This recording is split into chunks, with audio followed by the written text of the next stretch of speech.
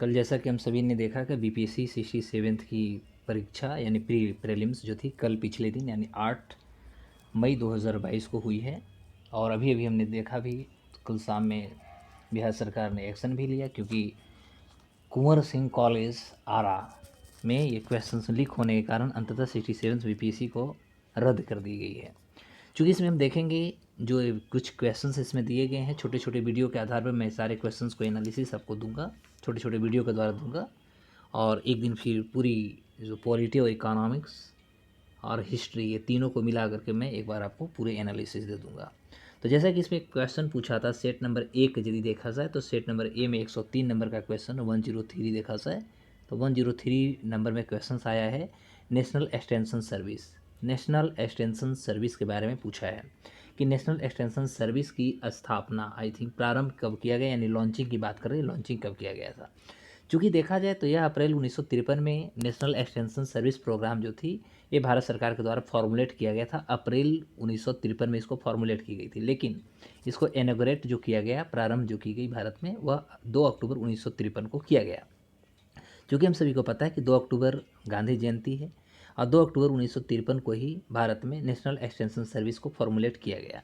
इसके लिए मैं हिंदी में भी आपके लिए बना दिया, ज़्यादातर मैं हिंदी में ही इसमें बनाऊंगा।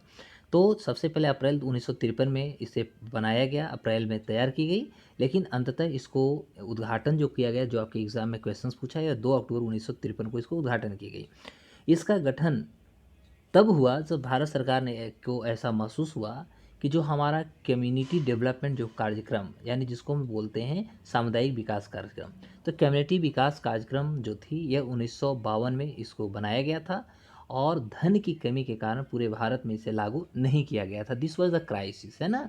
तो आप कह सकते हैं कि यह जो थी हमारे यहाँ कहीं ना कहीं क्राइसिस थी, और इस क्राइसिस के कारण अंततः 1952 में जब हमारे यहाँ सामुदायिक यानी होता है कम्युनिटी विकास मतलब होता है डेवलपमेंट कार्यक्रम यानी प्रोग्राम, कम्युनिटी डेवलपमेंट प्रोग्राम जब 1952 में इसको लॉन्च की गई तो उस समय देखा जाए तो इसको लॉन्च नहीं किया गया था। इसके पीछे रीजन था फंड का क्राइसिस, फंड की कमी के कारण इसको लॉन्च नहीं की गई।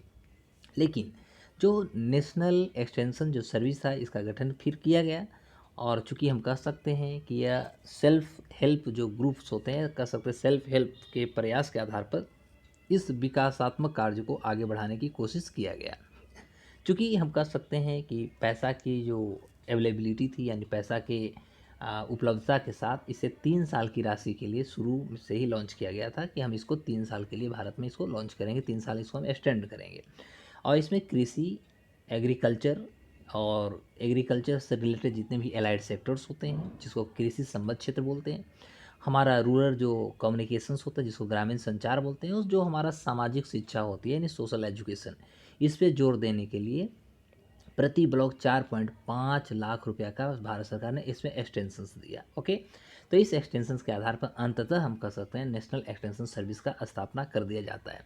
3 वर्ष के बाद फाइनली क्या होता है कि इस योजना के तहत आने वाले जो ब्लॉक थे, तो ब्लॉकों को अधिक गहन विकास कार्य करने के लिए 3 साल के लिए 15 लाख रुपया का इसमें प्रोविजंस लाई गई, जिससे कि जो हमारा कम्युनिटी डेवलपमेंट प्रोग्राम जो ब्लॉक लेवल पर था तो इसको और परिवर्तन करने की कोशिश किया जा चुका था। Is it okay.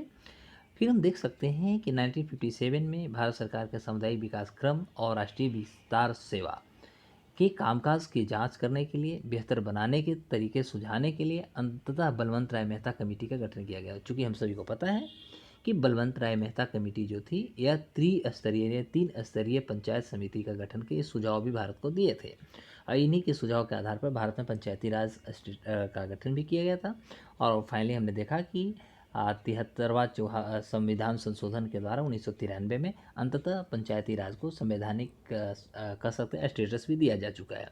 तो समिति ने पंचायती राज व्यवस्था के गठन का नेतृत्व किया था, और इस आधार पे हम कह सकते हैं नेशनल एक्सटेंशंस जो हमारी सर्विसेज थी इसको भारत में स्थापित किया जा चुका है।